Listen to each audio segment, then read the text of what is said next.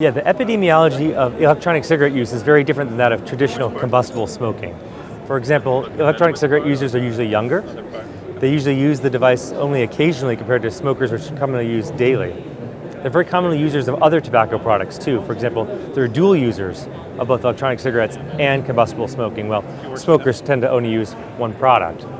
They tend to also vary in their exposure to, for example, nicotine and other toxins because they can modify the exposure to the device.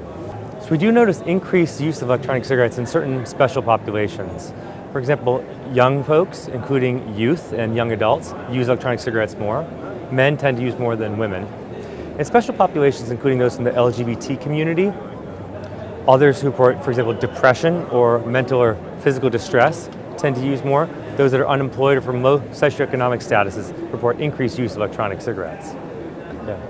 So it's important that clinicians know that electronic cigarette use is different than that of smoking.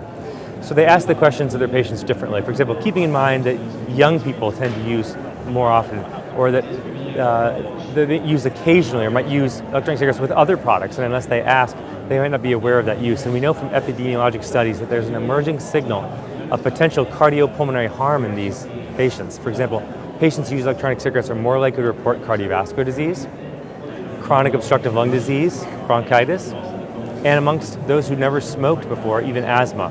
Now, while these are early studies and cross-sectional studies from surveys, we need more data to confirm this. But for now, we need to be aware that those electronic cigarette users may be at risk for chronic diseases that we treat every day in our practice.